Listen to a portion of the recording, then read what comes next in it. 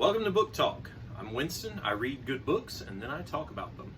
Today we are talking about one of the books from DriveThru RPG's Pocket Quest.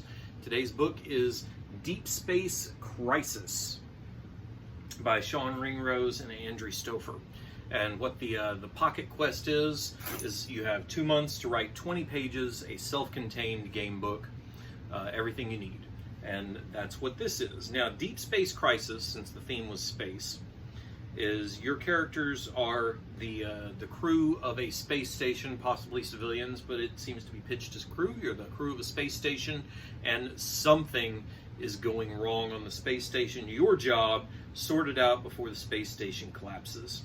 Now, the meatiest part of the game, my favorite part of the game, is the fact that you, at the beginning of the, each one is an episode.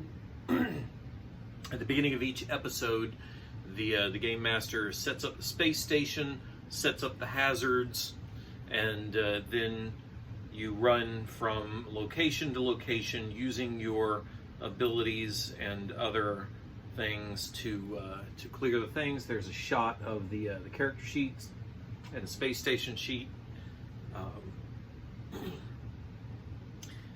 You have to do so before the station accumulates enough stress that it self-destructs or something else happens, something bad happens, right? The system is really simple.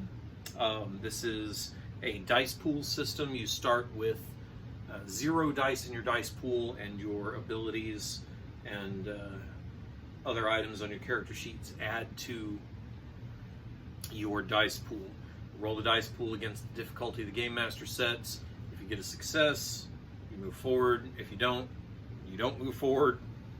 You know, on a 1, something bad happens. You know, if you fail and you have rolled a 1, something bad happens. And if you succeed and have rolled a 6, something good happens. So it's really kind of free form. There's a lot of room in here to customize and make it your own. And in fact, the designers state early on that is their intention, to leave this free enough for you to customize and do with it whatever you want to do. The characters, now this is not a this does not appear to be a deep role playing, heavy character interaction type of game. This is much more the kind of thing that I really like, which is, here's a puzzle, here's a problem, go forth and solve it. Use creative thinking, use some good dice rolls, good judgment, and push those buttons on your character sheet until you can either solve the scenario or die trying. So there are, let's see, 1, 2, 3, 4 different objectives that you may wind up doing. You may wind up repairing hull breaches, defending against an alien invasion, finding the cure for a biological outbreak, or evacuating civilians. Hazards that you encounter on the space station include a blockage, a spatial disturbance, something that blocks movement. Doors can be locked. You can run into injured crew and civilians. You might find equipment and useful resources. And then the space station builder has, as if you can see the back of my tablet. And then when you're building the space station, of course you have corridors. You might also have an observation deck, a commissary. There's a security room. You might have a research lab or a robotics lab.